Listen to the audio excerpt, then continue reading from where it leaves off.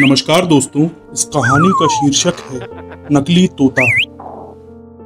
इसी तरह की रोचक, मनोरंजक, मनोहरी और नैतिक दृष्टिकोण वाली कहानियों को सुनने के लिए हमारे channel it's story time official को सब्सक्राइब करें और हमारे वीडियोस को लाइक करें, जिससे हमें आप लोगों के लिए तरह तरह की कहानियां पब्लिश करने की इंस्पिरेशन मिलती रहे। साथ ही कमेंट और शेयर करके हमें सपोर्ट करें। धन्यवाद। आइए सुनते हैं इस मजेदार कहानी को। बहुत समय पहले की बात है। दूर कहीं एक घने जंगल में एक विशाल आम का पेड़ हुआ करता था। उस पेड़ पर मिट्ठुओं का एक झुंड रहा करता था। वो सभी तोते पूरे समय इधर उधर की बातें किया करते थे। उसी झुंड में एक पंखराज नाम का तोता भी था। वो बहुत कम बोलने वाला तोता था और ज्यादातर शांत रहना पसंद किया करता था। झुंड के बाकी तोते उसकी इस आदत का हमेशा मजाक उड़ाया करते थे, लेकिन वो कभी भी किसी की बात का बुरा नहीं मानता था। एक दिन झुंड के दो तोते आपस में बात कर रहे होते हैं। पहला तोता कहता है, एक बार मुझे बहुत ही अच्छा आम का फल मिला था। मैंने पूरे दिन उसे बड़े चाव से खाया। इस पर दूसरा तोता जवाब देते हुए कहता है, मुझे भी एक दिन आम का फल मिला था। मैंने भी बड़े चाव से उसे खाया था। पास ही में पंखराज तोता भी चुपचाप बैठा हुआ था। कुछ देर बाद मिट्ठुओं के मुखिया पंखराज को देखते हुए कहते हैं, अरे हम मिट्ठुओं का तो काम ही होता है बातें करना, तुम क्यों चुप रहते हो? मुखिया आगे कहते हैं, तुम तो मुझे असली मिट्ठू लगते ही नहीं हो, तुम नकली मिट्ठू हो।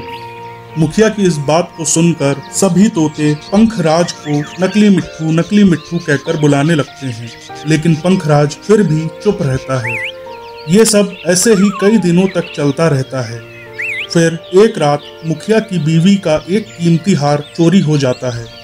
मुखिया की बीवी रोती हुई मुखिया के पास आती है और वो पूरी बात बताते हुए मुखिया से कहती है, किसी ने मेरा कीमती हार चोरी कर लिया है और हो ना हो वो हमारे ही झुंड में से कोई एक है।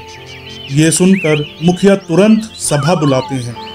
सभी तोते तुरंत सभा के लिए इकट्ठा हो जाते हैं। सभी मिट्ठुओं के सभा में इकट्ठा होने के बाद मुखिया कहते हैं, मेरी बीवी का कीमती हार चोरी हो गया है और मेरी बीवी ने उस चोर को भागते हुए भी देखा है। वो चोर आप लोगों में से ही कोई एक है। ये सुनकर सभी हैरान हो जाते हैं। मुखिया आगे कहते हैं, उस चोर ने अपने मुंह को कपड़े से ढककर रखा हुआ था, लेकिन उसकी चोंच बाहर दिख रही थी। उसकी चोंच लाल रंग की थी। ये सुनते ही पूरे झुंड का ध्यान पंखराज मिट्ठू और भोलू नाम के एक दूसरे मिट्ठू पर जाता है, क्योंकि झुंड में केवल इन्हीं दोनों की चोंच लाल रंग की थी। सभी तोते मुखिया से असली चोर का पता लगाने के लिए बोलने लगते हैं। ये सुनकर मुखिया सोच में पड़ जाते हैं कि ये दोनों तोते मेरे अपने हैं। मैं इन्हें कई सालों से जानता हूँ। मैं कैसे इनसे पूछ सकता हूँ कि तुम चोर हो क्या? इसीलिए मुखिया इस बात का पता लगाने के लिए एक कौवे से मदद लेने का फैसला करते हैं। असली चोर का पता लगाने के लिए अगली सुबह कौवे को सभा में बुलाया जाता है। कौवा लाल चोंच वाले भोलू और पंखराज मिट्ठू को सामने बुलाता है।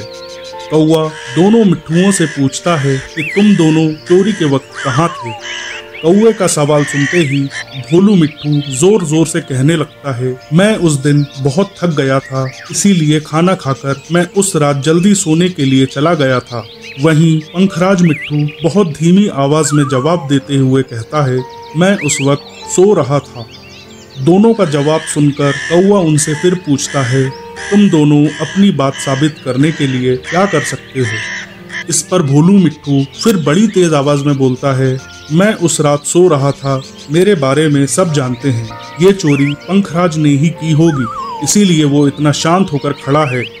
भोलू की बात सुनकर पंखराज मिट्ठू चुपचाप खड़ा रहता है। सभा में मौजूद सभी तोते चुपचाप ये सब देख रहे होते हैं।